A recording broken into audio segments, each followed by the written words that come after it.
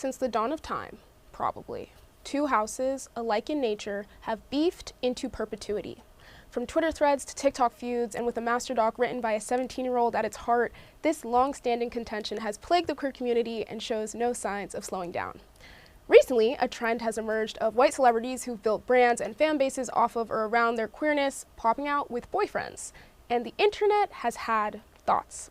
Fletcher's dating a dude. I didn't have that on my 2024 bingo card. JoJo Siwa, the girl that said she created a whole new genre of music called gay pop because she's so gay and so lesbian, on the first day of Pride hard launched her relationship with a man.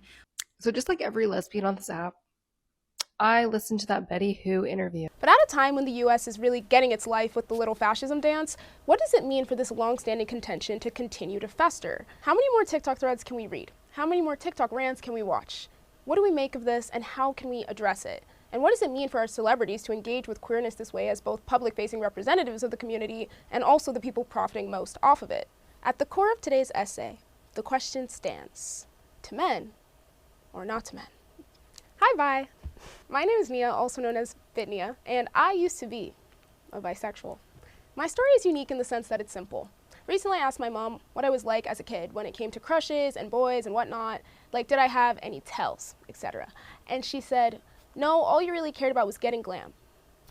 And did. I within myself know there were tells. Certain friend breakups that hurt more than they reasonably should have. Certain characters I enjoyed to different degrees. The fact there were no boy pop star posters on my wall except for One Direction, who I literally never listened to, but I had because I liked Zayn and he gives Mask T boots. But one fateful day in 7th grade, I was in the cafeteria with my friends and I said this one girl was really pretty, and everyone laughed. And then my best friend said, let's be honest, and I froze, because they kind of got me there.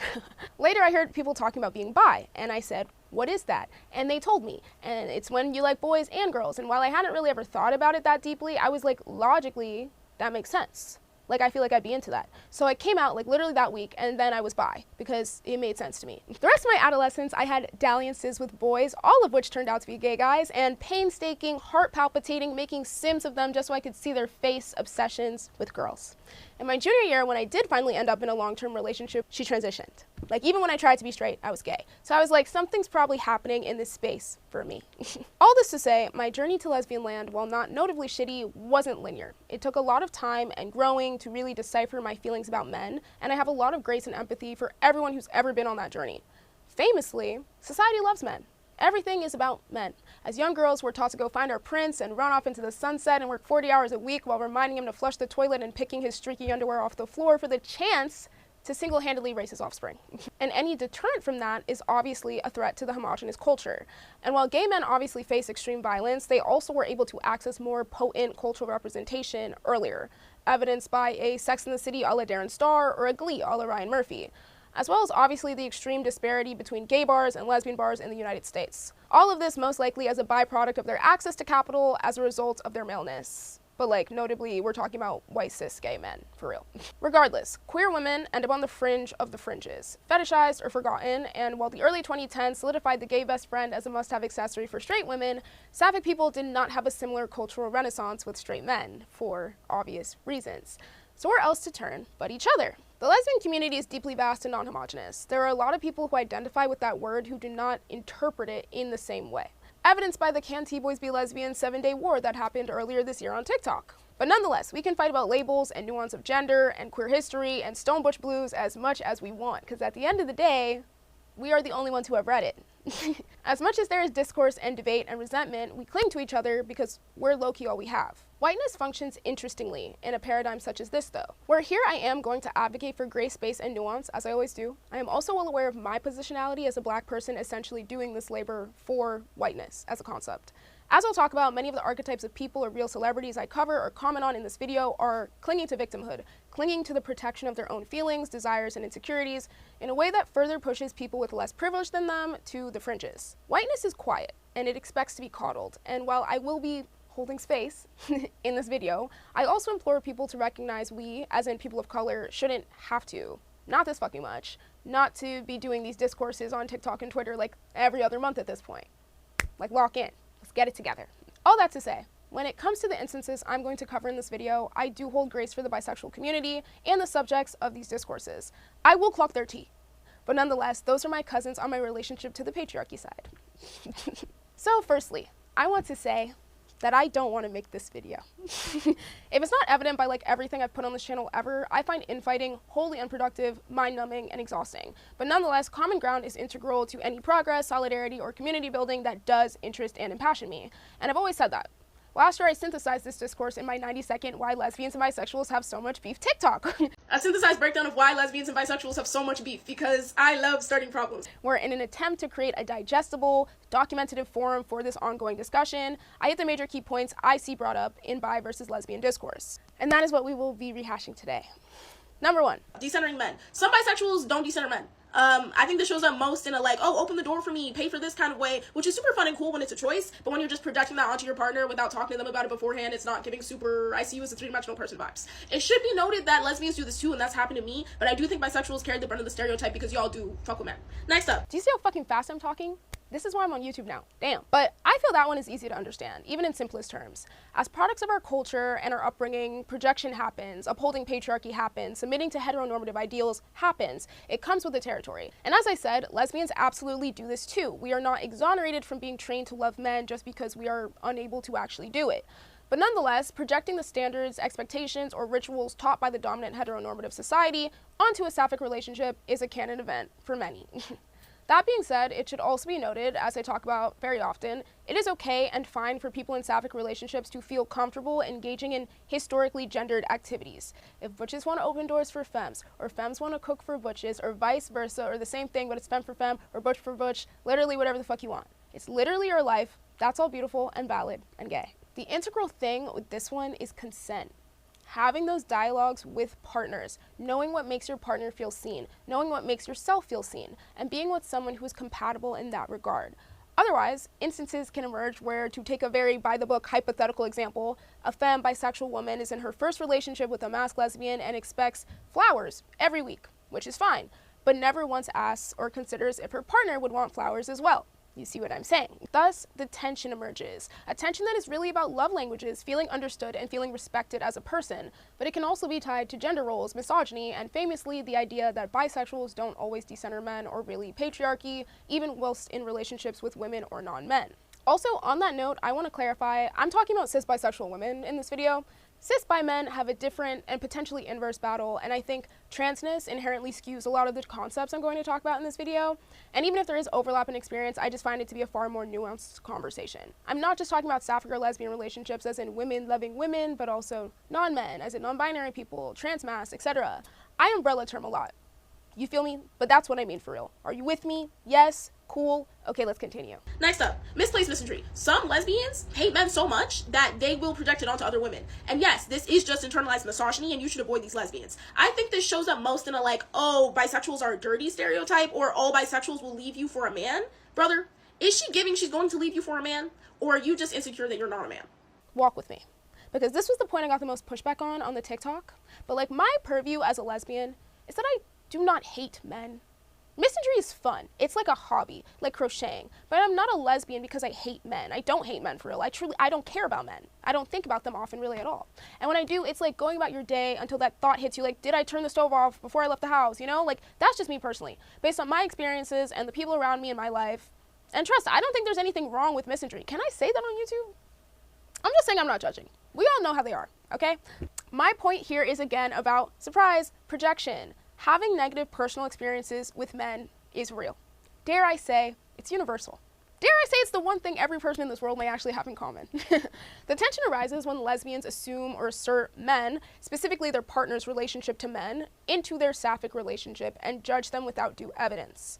Obviously, because of the first point about some bisexuals not decentering men, many lesbians have a basis for this bias. From the comments on that TikTok, many lesbians' clinginess to this bias was based out of negative lived experiences with bisexuals. And while I do believe it's fine to have dating preferences, especially if, because of your past experiences, you don't believe you could be a fair and open partner to someone who is bisexual, for example, this idea is a major generalization that at its core is misogynistic.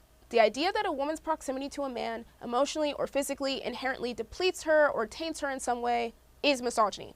Again, notably, there's a difference between preference and bias. I could honestly make a whole video on preference, and my best friend actually wrote an incredible Substack piece on this phenomenon in regards to genital preferences that I'll link below, and I think many of the points they included in that are relevant here as well. But regardless, this misandry that gets projected onto other women while typically coming from a multifaceted, fraught, and maybe even valid place, i.e. harm perpetuated by men or past negative experiences with bisexual women, is not, like, fair. That's not fair to do to people. It's not fair to put those assertions onto an entire group of people. And as I've said about lesbianism, similarly, bisexuality is not homogenous. There are a lot of people with a lot of different experiences who identify with that word. And cavalierly throwing around notions like bisexuals are dirty says far more about you than that. Next up. Okay, women's scary. One, there's some bisexuals who are dating cis men and will be like, oh, he has painted nails, like he's basically a lesbian. Stop saying that. I'm sorry. That man is nothing like me. And then also the type of bisexuals who are like, oh, I'm so scared to talk to women, like I don't know how to approach them. I think you are just intimidated by the realities of being in a queer relationship. Canon event for many, okay? I've seen this film many times before. Believe it or not, I, Vitnia, famously a Libra, have been intimidated by flirting before. My palms have sweat. My voice has shaken, hypothetically. I can't remember it, there's no evidence of it, and if anyone comes out with any receipts of my flop riz, just know that's not me and the AI is getting way out of hand. But to expand on what Pastnia said, I have found within myself and others that proclamations of women scary aren't actually about women being scary. Rejection is scary. Putting yourself out there is scary. But what do you really mean by women scary? Entering a new cultural sphere is scary. Navigating a new language of attraction and flirtation and social norms is scary. Yes, those things are intimidating, for sure, if you've never done them or aren't well versed in them. I think the tension arises in the way that lesbians don't really get that option. To submit to fear, to chalk it up to intimidation, to just not do it. It's that or no bitches for real. And who wants to live like that? So I think that notion, which is natural and which I'm sure many baby gays have and will feel, can also feel a bit like a slap in the face to lesbians because it's an exhaustion of privilege. It's a reminder that y'all can opt out of not only the intimidating aspects of navigating sapphic love, but also the oppression and discrimination that can come with it. All wrapped in a cute, you-woo, I'm so nervous ass bow. So I think addressing this one is more about cognizance, mindfulness, and checking your privilege. Romanticist. Like, someone who's like had negative experiences with men is ready to start their queer journey, but has not necessarily reckoned with what it means to be in a visibly queer relationship, holding hands with your partner in public, reckoning with the realities of not necessarily having biological children. And you know, those things are scary, but it does not make all women scary. And it does not, and queer relationships are great and fun, but not always better. So let's just be real together. This one is obviously very closely linked to the former, but its distinction is that the romanticist is getting bitches. But they haven't necessarily reckoned with the fact that women are people. Walk with me. I'm engaging with the idea, and y'all may not like this one, that lesbian relationships are not inherently better than straight relationships. They can be, for sure, and they can also not be. Example A, my Internet's Evilest Lesbian series, okay? There also may be something here with internalized misogyny again, in the sense that because men, like, famously perpetuate such gross and immense harm, sapphic relationships can be infantilized or romanticized. A relationship with a woman or a non-man becomes a safe haven from patriarchal harm. You look in the TikTok comments of a thirst trap from some sexy trans man or trans masc, or hell, even masc lesbians get these comments from DL straight women, and you'll see some shit like, best of both worlds, or in the case of DL straights, you could turn me. And that is transphobia by way of misogyny, guys. Yeah. It's a way to be able to express and fulfill an attraction to men or masculinity while also ascribing safety to that man or person because of their having experienced womanhood. And again, I'm going to really, in bold colors, highlight my Internet's Evilest Lesbian series, you guys. Sapphic, lesbian, queer, whatever relationships are not inherently better or easier or safer just because they are queer. And it is dehumanizing and somewhat fetishistic to assert that onto people. Both bisexuals and lesbians do this. I think this is an overarcher, and I'd say it's probably more common with baby gays or people who've had many negative experiences with men to look at lesbian relationships as some sort of escape. And honestly, I'm speaking on this as someone who has seen this play out mostly online, and that's its own can of worms on parasociality, but I think it's pretty evident how this notion would be problematic in interpersonal relationships. And in closing, lesbians need to stop projecting any one or two or three experiences they've had with a bisexual onto the entire community. It is not a homogenous label, and there are a vast amount of people with a vast amount of experiences who use that term. And bisexuals, just be mindful. It is very traumatizing being a lesbian in this world, and we would appreciate your support and grace as we navigate this shit. It's not fun, but we're in it together, okay? So I think now we can kiss. Thank you. So as internet discourse goes, and because I probably put their faces in the thumbnail, I'm assuming many of you are expecting a breakdown, exploration, and perhaps condemnation of the collection of white bisexual / queer celebrities who have overtaken ThinkPiece Twitter in recent months. And I'm going to go over the basics, but I will repeat, I really don't want to. They stress me out for real. Fletcher. Fletcher is a queer pop artist who rose to celesbian status in 2022 with the release of her single, Becky's So Hot, or as I refer to it, The Incident. Fletcher had been in a non-public facing, long-term relationship with lesbian YouTuber Shannon Beveridge that they low-key didn't make public until they broke up in 2020. But then they quarantined together and put out this EP called The Sex Tapes, which Fletcher wrote and Shannon did the visuals for because, of course. So to make a long motherfucking story short, Shannon and Fletcher no longer talking. Fletcher writes the song called Becky's So Hot. Becky is Shannon's at-the-time girlfriend's name. It's a goop and a gag. The song is about wanting to fuck her ex's new girl. You get it. Brilliant, evil, fantastic, mess. So that's how I knew about Fletcher. And dare I say, sorry, I went to the tour. She ate. The messiness, the artistic reveling in pain, the story of it all, it resonated. She was eating off the lesbian dollar. Cut to 2025, and she has a boyfriend. A hard launch she also included in her album rollout with the song Boy. That features the opening line, I've been sitting on a secret and I don't think I can keep it anymore. Yeah, one of the lyrics is literally like, wasn't on my bingo card this year, I know it's not one you want to hear, I kissed a boy. I'm sorry. That song is crazy. Now, I honestly didn't listen to the song before writing this. I just saw the discourse online and immediately my brain was like, please stop, no more. Because as I said, the infighting takes years off my life. But after listening to about 35 seconds of it, wow.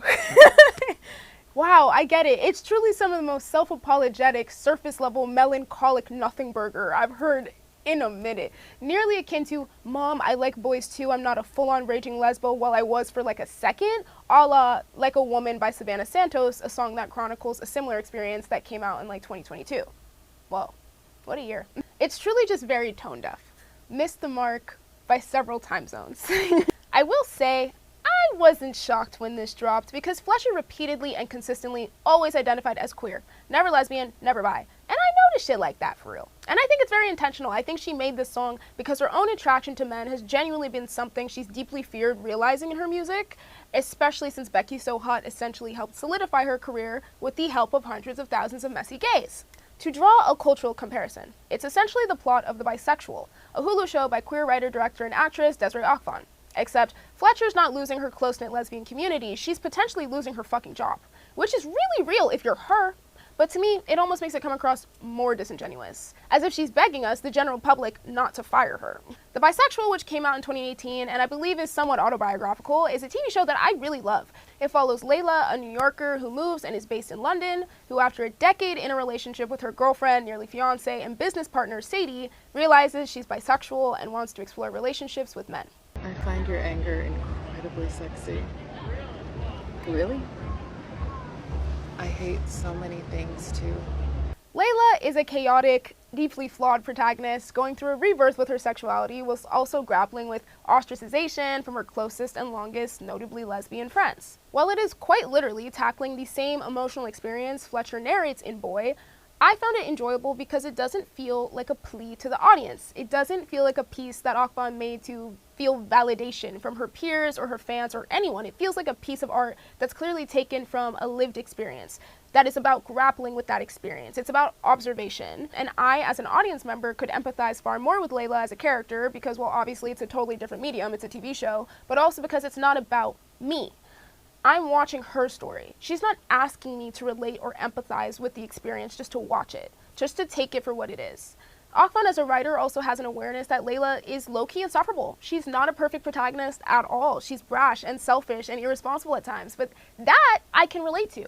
Maybe I don't have her exact lived experience, but there's other emotions, other realities of being a fucked up, deeply flawed queer woman that I could relate to, or even just being a fucked up human. It's not a piece where she's just trying to mope and sulk and be like, woe is me. It has dimension.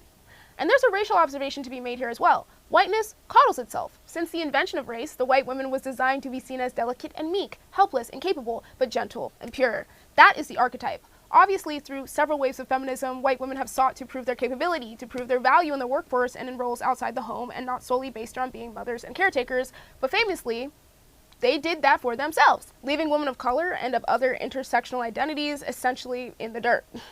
Akban, who is Middle Eastern and of Iranian descent, does definitely create a piece that is reflective and nearly bitter, but does not feel so intrinsically rooted to her singular experience. There's an awareness of others. There's an awareness of the way Layla's actions impact others. But the moment that I brought the worst shame imaginable onto my family, something incredible happened.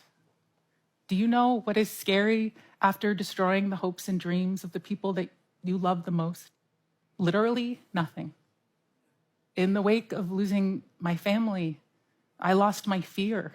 So as we stopped talking, I started writing. I'd wanted to be a filmmaker since I was 9 years old. And for the first time in my life, my work started speaking to other people. I let go of my idea of good and trying to fit into it, other people's notion of good, and I ended up finding my own. And there's an acceptance around that. Fletcher's song is a pity party for Fletcher. And we're all supposed to bring her gifts and pat her on the back. The song is not about observation. It's intrinsically linked to the audience. It cannot exist in a vacuum. You, as the viewer listening to it, cannot really attribute its message to any of your lived experiences or make it bigger than the sum of its parts unless you've literally been in that exact position, which essentially makes it even less accessible to lesbians, a huge part of her audience. It's akin to an apology. It's just so fucking literal. She's speaking directly to her audience in a way that touches that same privileged flag waving sore spot. Like, tell me about this boy if you love him so damn much. I like plenty of songs about straight people. House Tour by Sabrina Carpenter, that's my shit. Boots. Because at the end of the day, famously, love is love, right? Give your audience a song about love then. Everyone understands love. Everyone can relate to love. Give us a song about your inner world. Give us a song about processing this within yourself. Some people definitely still won't fuck with it, but at least there's more for us as lesbians to chew on than your condescending, sorry guys, please still stream my music even though I have a boyfriend, yoo-hoo, anthem. Thank you. Next up, Betty Who. Betty Who is an Australian singer who rose to prominence in the mid to early 2010s and similarly built a brand off of being alt, edgy, and queer, but has been married to a man for 10 years now. Recently, she went viral for this clip from the Made It Out podcast with Malgo Wenke in late August 2025. Because I'm 21 years old, that I have to say I'm a capital L lesbian. Right. And you fell in love with somebody. I know, like I'm a queer person who was like, I'm probably going to grow up to be gay. And then I became obsessed with a boy. Right. And it's the best thing that ever happened to me. It doesn't mean that I am not queer and that I don't represent or like love the queer community and exist in the queer community. Yeah. And so I urge, I think a huge theme of this entire conversation for both of us has been to allow ourselves to make the choices that feel right in the moment that they feel right, because a huge part of queerness is like identifying yourself and putting yourself under like, alphabet mafia. It's like, which one are you? And if you change that, I will never forget it, Right.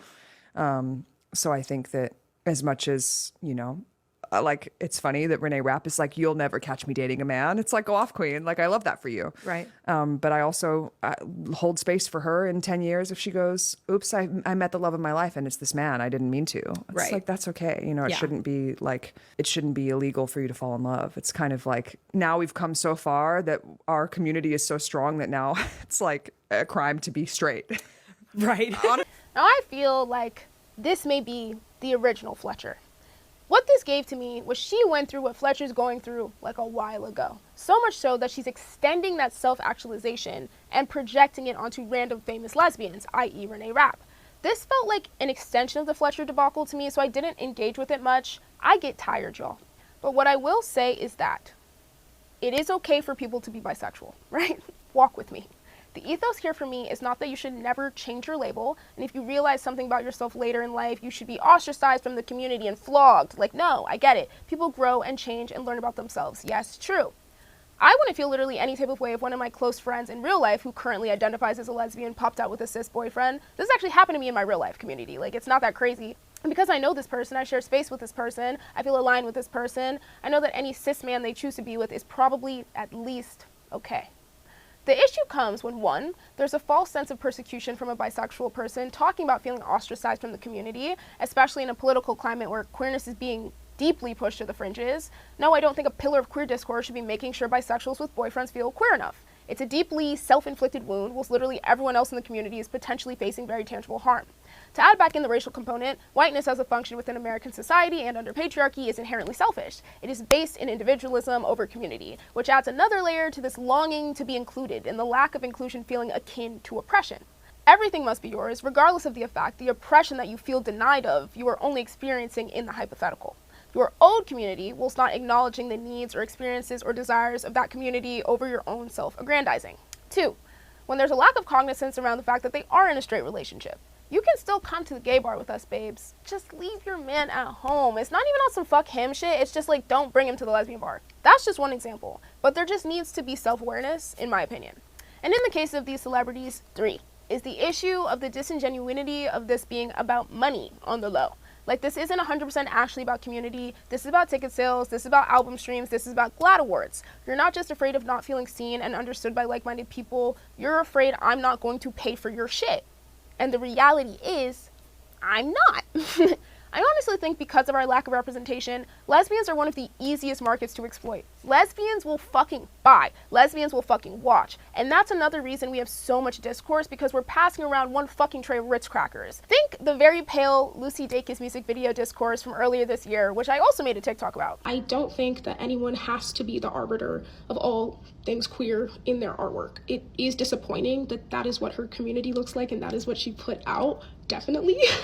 But hey, it's legal, and you know, if I'm not at the forefront of your mind when you're creating your art, I simply won't engage with it, because I think the real crux of the issue is that we need more representation. It shouldn't be a thing where anything that has the word lesbian on it needs to serve all of us, because we are not all the same. Like, at all. And that's never going to work. But by virtue of the drought in sapphic media and music, we eat crumbs often. So feeling like we're quote-unquote losing a sapphic artist sucks harder for us and also makes the art less compelling. It's just more of the same then. And that's not our fault. These artists seem to sometimes be blaming lesbians for not feeling represented by them, whilst they actively do not represent us. I'm not saying being in a relationship with a man makes anyone less bisexual. That's not true, and that's not how it works. But it doesn't change the fact I, Bitnia, am not with a man. I will not be with a man. And thus, I don't really care to engage with your art about this man. But I love that for you. But why is it giving it's a crime to be straight now, haha, because people are frustrated, they thought they found something to relate to, and they're disappointed they no longer can. It's really no shade, but the self-victimization fries me. Outside of genuinely hateful and vitriolic comments, you are not being persecuted by your audience, they just don't relate to you anymore. And that is fine. The only reason it's not fine is because we're not buying your shit. And I think that's also, like, fine. Anyways, JoJo Siwa. There comes a time in every lesbian's life where they must talk about JoJo Siwa. And mine is today, unfortunately. JoJo Siwa, 22, child star, dance moms, Nickelodeon, overall deal, came out as gay on Instagram in 2021 at the age of 17, did some TikTok shenanigans, and entered the Lestopia TikTok web, couple of public breakups, invented gay pop, and finally went on Celebrity Big Brother UK earlier this year, where she met reality TV star Chris Hughes, publicly cheated on her girlfriend on national television, and subsequently dumped her as soon as she left the show to be with Chris. I really don't have the bandwidth to give some astute socio-political analysis on JoJo Siwa right now. I wish I did. I don't. What I've observed is that JoJo is a stunt artist. She goofs and she gags. I also know JoJo Siwa did not rise to fame off the basis that she was queer or gay. She was already monumentally successful prior to coming out. I don't think her romance with Chris was a stunt necessarily, but I do think she leaned into it publicly, as she has with many of her past relationships. And as the youngest person I'm referencing in this video, I don't find it completely bizarre or like a deep betrayal that she's with a man or that she's not a lesbian. I will cope, somehow. I think with JoJo, it's the way she went about it. The public cheating, the reality TV show of it all. Notably, Chris and JoJo connected after fellow Big Brother contestant Mickey Rourke accosted Siwa in the early days on the show with threats he was going to vote the lesbian out real quick, and that if he stayed longer than 4 days, she, quote, wouldn't be gay anymore. Chris was one of the only housemates to step in and defend or check on JoJo when these things occurred, which creates this interesting paradigm where they connected over the fact Chris was, I guess, a good ally, whilst JoJo publicly cheated on and humiliated her, like, actually queer partner. In all of my videos, I make it very clear my goal is never condemnation, so to clarify, I'm really not interested in vilifying this girl for doing dirt. I've been there. Like, I'm actively the dirt guy. As I've said, falling for a boy when you think you never will happens. Growing happens. Connections happen. Cheating even happens. But where typically I'm never for respectability politics, the only note I have on this one is bad press.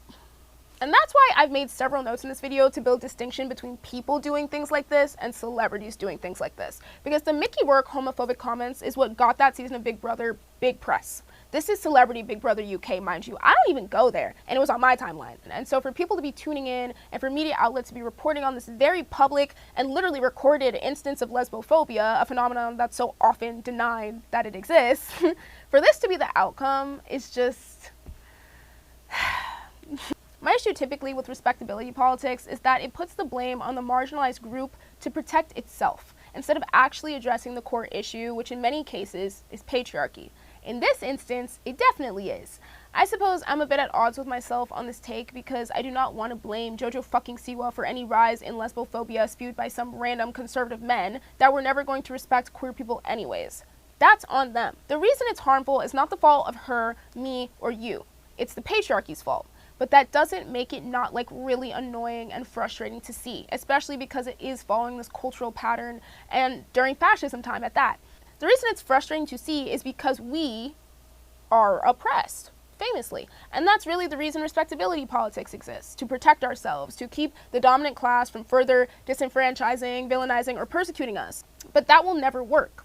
The dominant class will do as it pleases, as it always has. We cannot good behavior our way into liberation. That being said, was the Jojo Siwa situation annoying, disappointing, and so deeply disrespectful to her partner? Well, yes, but in a way that I think actually reeks of years of duly nurtured arrogance and entitlement that has a much deeper thematic tie to whiteness and wealth, more so than sexuality or queerness, especially considering the change in her aesthetics and content since being with Chris. That's not a trash bowl. No, I told you. I thought it was a trash bowl. No. That's incredible. Does it look good? Yeah, it looks like something you pay for. I think we could go and have a brew. You want to have a brew? Do you want a cup of tea? You want me to make you a cup of tea? The ability to transcend from one cultural group to the next, a la JoJo's self-proclaimed idol Miley Cyrus, the ability to somewhat abandon the community that nurtured you, and the ability to move towards profit and capital as it serves you. I don't really view it in the same light as the other examples because at the very least it felt honest to herself, and not like this self-victimizing projection in the way of her distance from the queer community, but an extension of her privilege as a rich white woman. So what do we make of this? As many have discussed, this odd phenomenon of famous openly queer celebrities popping up with boyfriends comes at an odd time politically. Trump the sequel, Trad Wife City, and the rise of the clean girl. The shift to conservatism culturally has never been more potent, and I really would implore everyone to be aware that people on the more progressive side of the aisle are not exonerated from it. That's not how culture works. Your politics can stay the same, and you can still wake up in the morning and think, I'm going to align with this aesthetic or listen to this artist or shop at the store I wouldn't have touched with a 10-foot pole any year like 2020. But I think that's a much broader conversation. To keep on the topic of documentation, intercommunal discourse, and at its heart, solidarity, I hope you leave this video feeling seen or with something new to interrogate or something old to release. At the end of the day, we as queer women live on the fringes, and we gain so much more from trying to understand each other, work together, and build together. That's only possible if we can see the humanity in one another and the realities of each other's lived experience. If we can stop projecting or self-victimizing or centering individualism whilst craving community. Thanks so much for watching, gay, and please don't beat me up. Subscribe! And my Patreon link's down below. I think that's all. Follow me on Instagram also. Okay, I think I'm done now. Please don't beat me up again.